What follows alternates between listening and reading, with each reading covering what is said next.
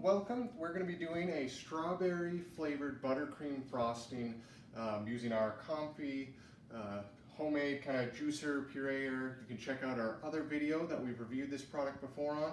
Wonderful product. We're working on a strawberry infused buttercream frosting today because we don't want to use a lot of those artificial flavors. We're in the middle of summer here. You can get strawberries very cheaply, and it just frankly to me nothing beats a good cheap cheap strawberry, but the powerful flavor that they bring when they're really ripe. So we've got just a cup and a half of prepared strawberries here, which we're going to put through our juicer here under just the juice setting. So we've got our just a saucepan on the back side here. You can use another one, but the idea is we're going to try and puree these. We've switched out the screen, so we're not going to be making a strawberry juice, but more of, say, a strawberry puree or what would resemble a jam. Start putting these in here. You can see when you're picking your strawberries, you want to just lightly wash them, cut off any of the cores and the leaves. That'll bring any bitterness, but you're almost looking for the mushier ones that will allow it to release the most flavor. So keep adding these in here, and you can kind of see on the back side we're getting a nice kind of pulpy puree. So the idea, once we get the rest of this kind of moved out of here, once it runs through, is we'll take this, we'll bring it over to the stovetop, and we'll be using it on high heat, medium high heat, just to try and reduce it quickly before we introduce it to our buttercream. So we'll check back with this in a second. All right, we've got our strawberry puree here. Kind of looks like a nice preserve. The goal right now, we're going to try and bring this up to a quick boil, and then we're going to reduce the heat down to a simmer and try and reduce the liquid down by about half. So the idea of bringing it to a boil is we're trying to activate the pectin, which is going to thicken it, and also release some of those sugars, help make it a little bit sweeter, really bring out that strawberry flavor. And then we want to reduce the heat down so that we don't burn it in that reducing process of trying to thicken this up so it doesn't water down your frosting.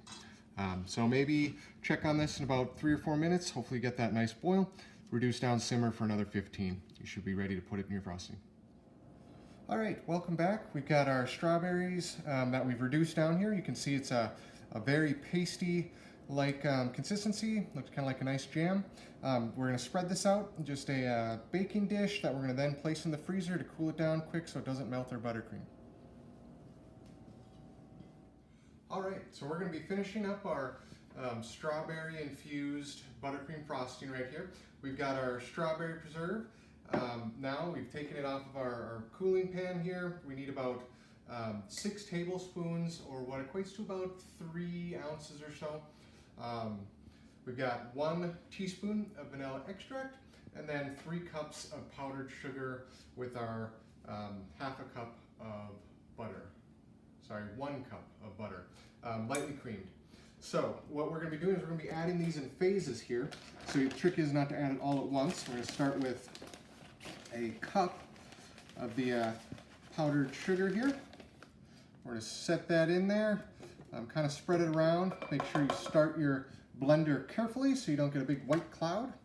And then start mixing that in. Get that loosely combined. We'll continue to work it here as we get more ingredients into it. But we're going to basically just do a kind of a phased approach I was saying. So we've got 6 tablespoons. We're going to do 2 of those tablespoons into our frosting here right away. And we're going to add that 1 teaspoon of vanilla. With that, and then we'll add another cup of powdered sugar.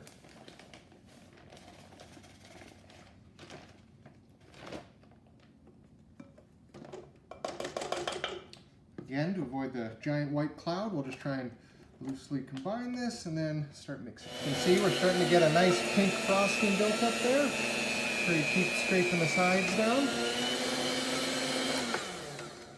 Get it reasonably combined. Try and clean off the spatula as much as possible. We're going to go ahead and add another 2 tablespoons. And again, it's not that you're trying to be so terribly precise here with this, but just that you're doing it in a slower phase so you don't get it all, gets mixed in a little bit better. and then that last cup of powdered sugar. We'll start combining again.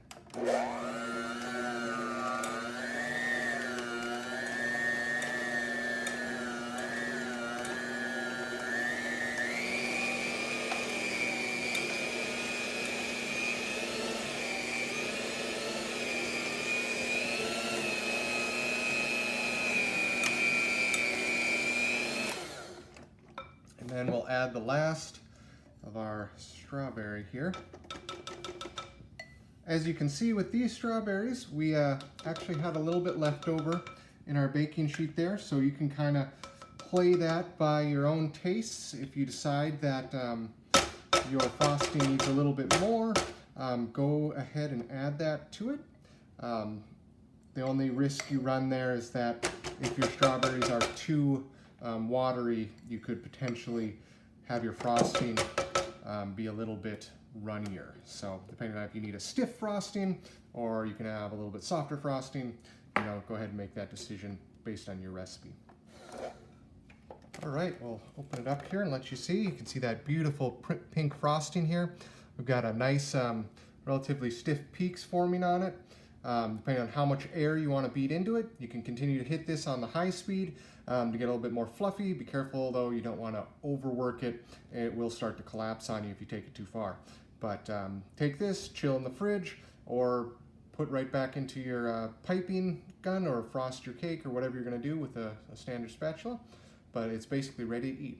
And if it's too watery, go ahead and add some powdered sugar, maybe about a tablespoon at a time, just so you don't overdo it. But you can do that to thicken it up as well. You want a taste test? All right. That's a really good strawberry frosting. And you didn't have to use any artificial ingredients, all thanks to we were able to pull the strawberry flavor out with our comfee juicer. So another great use for that, and you can make a delicious summertime treat.